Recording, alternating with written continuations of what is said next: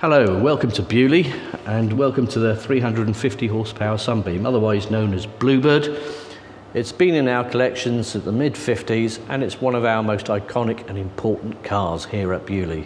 It was acquired by Lord Montagu's father in 1958, I believe, and since then it's been a permanent exhibit at the National Motor Museum. Without his passion and foresight, this car wouldn't survive. And because of him, the car is now running and we can now display it to future generations.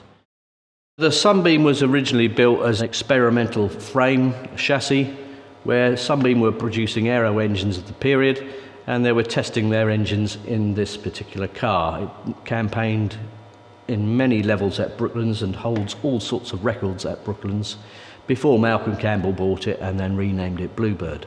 When Lord Montagu had purchased it and he wanted to campaign it at Silverstone in 1959, I believe it was, the gearbox broke. A temporary gearbox was fitted to the car, and that is the gearbox that we are now stuck with because the original gearbox has disappeared.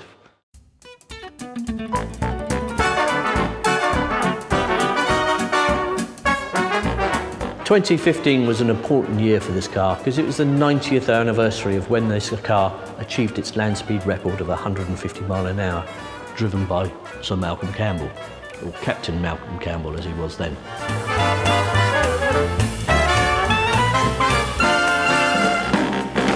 So to commemorate that, we took the car back down to Pendine and did some slow speed runs up and down the beach. Slow speed because the gearbox is not capable of any high speed running. And I was lucky enough to be the first person to drive the car on the beach. Also, we had Don Wales, Malcolm Campbell's grandson, come down and he drove the car on the beach as well. So that was a fantastic day and several thousand people came and watched this happen. So that just shows how important this car is.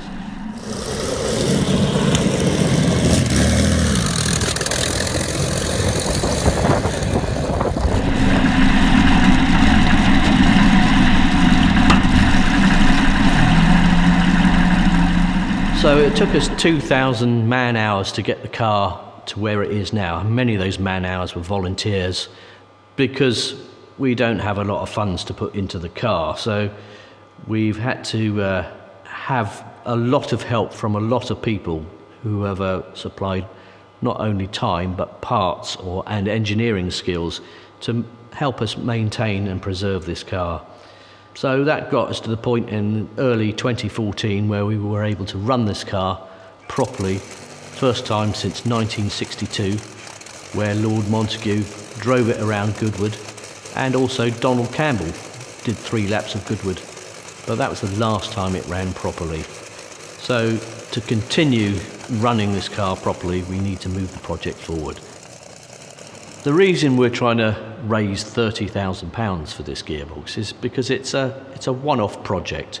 It is a one-off car, one-off engine, one-off everything, gearbox, rear axle.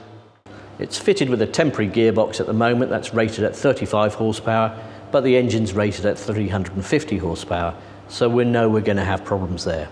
All the information and the drawings and everything else to do with the construction of the gearbox were lost during the war when the factories were bombed. So we're having to start from scratch. We're going to have to do some research and development and get some companies on board that will help us recreate this gearbox sufficiently strong to be able to cope with the horsepower of this engine. We want a nice strong gearbox, the same basic construction as it was originally. Because of the braking system that's involved in this car, we need a proper transmission brake rather than relying on the rear brakes. So it's an expensive project, but it's worth doing. So if we're going to do it, we might as well do it properly. So that's why we really require that sort of amount of money. We only have this one picture to work from. The only real concrete information we have are the mounting points for the gearbox. So we know how much space we have within the aperture and we know how many gears the gearbox had. We also know that it had a rather large transmission brake bolted to the back of the gearbox. Now unfortunately the gearbox that's in it at the moment has a very small transmission brake, so the majority of the braking at the moment is done on the rear wheels, which is not how the car was designed. The problem with it using the rear brakes at the moment is that when you put the brakes on, the axle tries to twist within the springs, so the more you put the brakes on, with the axle twisting, the brakes tend to come off again. So you keep on pushing the pedal down, and eventually the pedal stops going down, and you end up with no brakes whatsoever.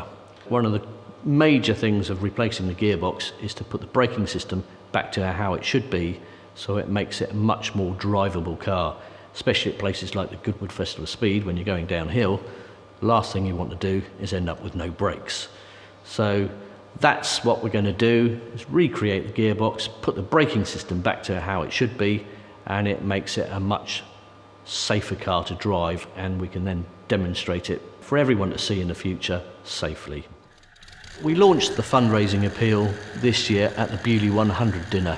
Fantastic evening, enjoyed by many of our guests, and you can see that this car is a spectacular sight to see. Especially at night, you can see the flames coming out of the exhausts, and it's a phenomenal piece of engineering history which we must preserve.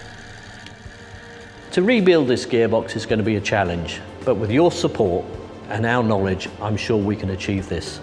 So please come and support us here at Beaulieu so that we can maintain this car and display it for future generations, and people can actually see the car alive and running.